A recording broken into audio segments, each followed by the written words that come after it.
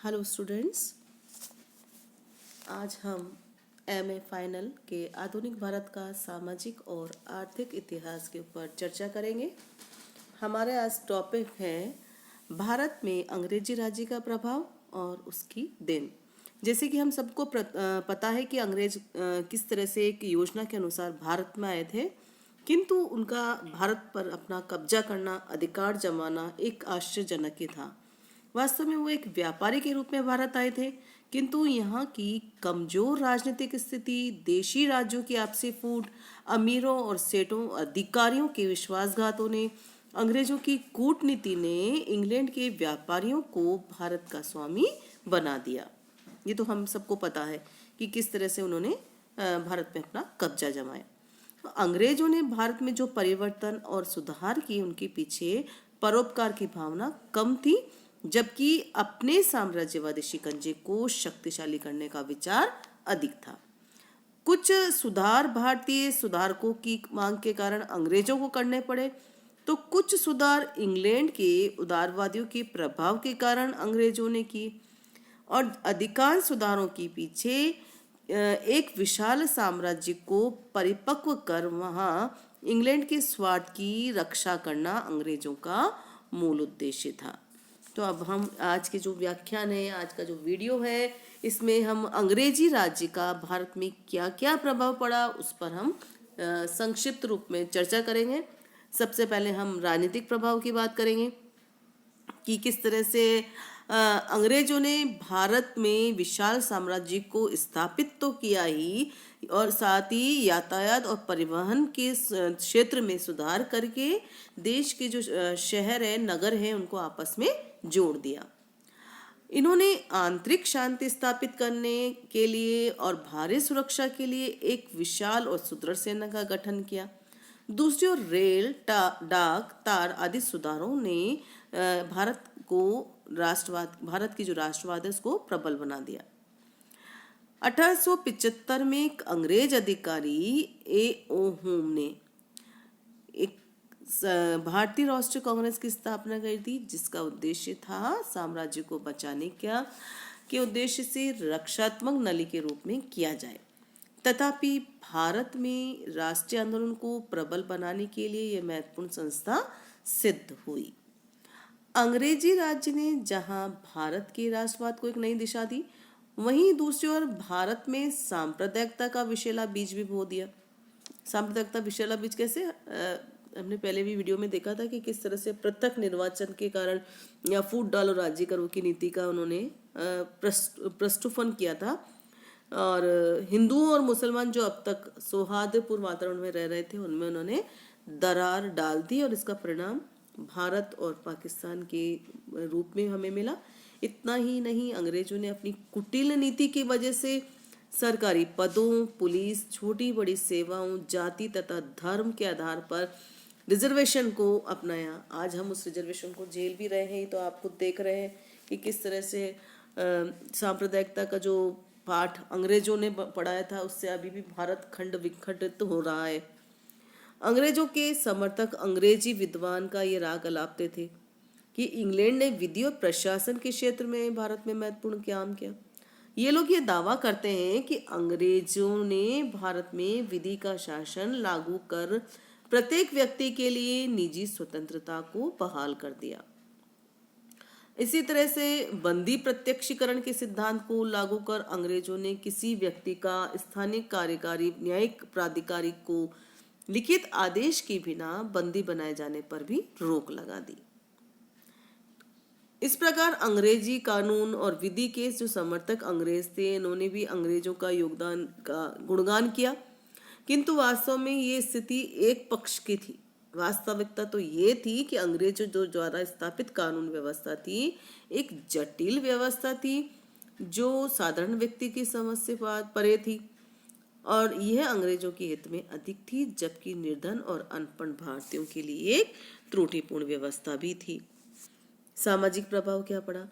अंग्रेजों ने भारत में सामाजिक कुरीतियों को नजरअंदाज कर भारतीय समाज में कोई हस्तक्षेप नहीं किया, किंतु बाद में भारतीय सुधारकों की मांग होने की वजह से सती प्रथा, बाल विवाह, पर्दा प्रथा, दहेज प्रथा, दास प्रथा, डाकन प्रथा आदि सामाजिक कुप्रभावों को समाप्त करने में योगदान दिया।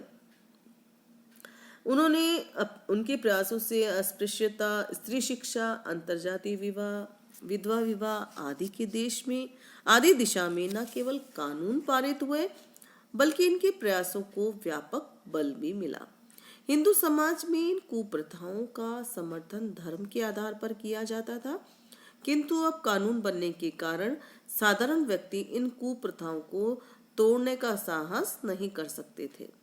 अंग्रेजों द्वारा सामाजिक एवं धार्मिक कुरीतियों के विरुद्ध कानून पारित करने से हिंदू समाज में आत्मविश्वास पैदा हुआ और शिक्षित हिंदुओं में इन कुप्रथाओं को रोकने की दिशा में जागरूकता आई। अच्छा, अंग्रेजों के आगमन के बाद जहां संयुक्त कुटुंब प्रणाली के स्थान पर एकल परिवार स्थापित हुए, वहीं और दूसरी ओर क्या हुआ, छुआछूत और भेदभाव के जो बंधन थे वो ढीले हो गए। अंतर्जातीय विवाह को भी बल मिल गया था। खान पान रहन सहन में भी परिवर्तन आ गया था। शिक्षित भारतीयों ने नौकरी पाने के लिए अंग्रेजों की वेशभूषा अपना ली। परंपरागत धोती कुर्ते का स्थान अब पैंट शर्ट टाई ने ले लिया था। तो इस प्रकार पश्चिमी देशों की अब नकल की जाने पड़ी लगी थी। अब सामाजिक दृष्टि से जहाँ लाभ हुआ वहाँ इसके विपरीत परिणाम भी निकले। अंग्रेजी प्रभाव के कारण जो भारतीय संस्कार थे वह धूमिल पड़ गए। संयुक्त परिवार की जो प्रथा थी ना, ये सम्मान की जो भावना थी वो अब धीरे धीरे विस्मृत हो रही थी या दूर हो रही थी। ठीक है, आर्थिक प्रभावों के बारे में हम चर्चा करेंगे। अंग्रेजों की आर्थिक शोषण की नीति के कारण भारत में कच्चा माल इंग्लैंड जाने लगा था। कच्चे माल पर अंग्रेजों का एकाधिकार स्थापित होने से इंग्लैंड के व्यापारी मालामाल हो गए और वहीं राष्ट्रीय उत्पादन में कमी आ गई। अंग्रेजी शासन के पक्षधरों का मानना है कि भारत की निर्धनता के लिए भारत की बढ़ती जनसंख्या उत्तरदायी है। महादेव गोविंद रानाडे क्या कहते हैं कि तत्कालीन समय में पश्चिमी यूरोप के बहुत से देश जब भारत से घनी आबादी वाले थे और उनका ये कहना था कि जनसंख्या के साथ साथ उत्पादन में भी वृद्धि हो गई है। दूसरी ओर रानाडे ने भारतीय किसान को कठोर श्रम करने वाला बताया है। अब अंग्रेजी जो नीति थी उससे भारतीय उद्योग धंधे भी प्रभावित हुए थे। डॉक्टर ताराचंद क्या कहते हैं कि इंग्लैंड का महान औद्योगिक ढांचा भारत के उत्पादों के विनाश पर प्लासी के युद्ध के पश्चात खड़ा किया गया। सांस्कृतिक प्रभाव के बारे में हम चर्चा करेंगे। सांस्कृतिक में शिक्षा के क्षेत्र में प्रभाव पड़ा, कला साहित्य के क्षेत्र में प्रभाव पड़ा। तो शिक्षा के क्षेत्र में लॉर्ड मेकाले की जो अंग्रेजी शिक्षा है उसका मुख्य उद्देश्य यही था कि अंग्रेजी शासन के लिए शिक्षित लिपिक तैयार करना। 1835 के बाद भारत में अंग्रेजी स्कूलों की जो संख्या है निरंतर बढ़ने लगी थी। अंग्रेजी साहित्य स्वतंत्रता की भावना से ओतप्रोत था, अतः उसने भारतीयों में राष्ट्रीय चेतना को भी जागरूक किया। शिक्षित भारतीय इंग्लैंड की संस्थाओं के संपर्क में आए, वहां उनका संपर्क मील, मेकाले, मिल्टन, बेंथम आदि से हुआ। पाश्चात्य देशों की स्वतंत्र संस्थाओं एवं अमेरिकन क्रांति, फ्रांसीसी क्रांति एवं रूस की क्रांति से प्रभावित हुए बिना नहीं रहे। तो इस प्रकार पाश्चात्य शिक्षा हमारे लिए वरदान साबित हुई, किंतु अंग्रेजी जो शिक्षा थी वो केवल उच्च वर्ग तक ही सीमित रही और जनसाधारण की शिक्षा की अनदेखी की गई, जिससे अंग्रेजी शिक्षित वर्ग और जनसाधारण वर्ग में खाई बन गई। इसके अतिरिक्त अंग्रेजी जो उदारवादी शिक्षा पर अधिक बल देकर तकनीकी शिक्षा की पूर्ण रूप से अवहेलना कर रहे थे। इससे क्या हुआ, शिक्षित जो वर्ग है ना, सरकारी नौकरी पाने के लिए अंग्रेजों पर निर्भर हो रहा था। कला के क्षेत्र में पश्चिमी प्रभाव ने कला, नाटक, साहित्य आदि विविध क्षेत्रों पर अपनी अमिट छाप स्थापित की। अंग्रेजों ने पुनर्जागरण पद्धति के अंतर्गत भारत में कई भवन भी बनाए। गिरजाघरों की गोथिक शैली का प्रयोग रेलवे स्टेशनों के निर्माण में किया गया। इसके अतिरिक्त सचिवालय व अन्य सरकारी इमारतों का निर्माण पाश्चात्य भवन निर्माण शैली के अनुसार किया गया। इनमें आंशिक रूप में मुगल शैली भी अपनाई गई। चित्रकला के क्षेत्र में जैमिनी राय, रवि वर्मा, अमृता शेरगिल आदि ने पाश्चात्य चित्र शैली के अनुसार चित्र बनाए। साहित्य के क्षेत्र में रविंद्रनाथ टैगोर, मुल्कराज आनंद, सरोजनी नायडू, बंकिम चंद्र चटर्जी आदि विद्वानों ने अपनी रचनाओं के द्वारा जनता को अंग्रेजी शासन के कुप्रभाव से जागरूक किया। अंग्रेजों के भारत आगमन से पूर्व भारतीय विधाओं एवं कलाओं के प्रति पाश्चात्य की निष्ठा बहुत पहले से जग चुकी थी। तथापि इसके व्यापक अध्ययन अनुशीलन का मार्ग अंग्रेजों के आगमन के बाद ही प्रशस्त हुआ। अंग्रेजों को भारत के प्रति आकर्षित करने का श्रेय किसका है? पुर्तगालियों को है। वास्को डी गामा ने भारतीय महाद्वीप की सर्वप्रथम खोज की। तो इस प्रकार सर्वप्रथम पुर्तगालियों से संपर्क हुआ था। तदंतर भारत पुर्तगाल के जो व्यापारिक संबंध स्थापित हुए, उसके साथ ही पुर्तगाली ज्ञानजीवियों को भारतीय विद्या के प्रति अभिरुचि हुई और उसी परिणाम स्वरूप अब्राहम रोजर ने 1651 में भर्तृहरि के शतकों के कुछ ललित श्लोकों का पुर्तगाली भाषा में अनुवाद किया। तो ये था शिक्षा के संबंध में उनका प्रभाव। तो जिस तरह से अंग्रेज अपना प्रभाव छोड़ रहे थे, उससे भारतीय को जहाँ लाभ हुआ, साथ ही साथ उसमें हानि भी हुई।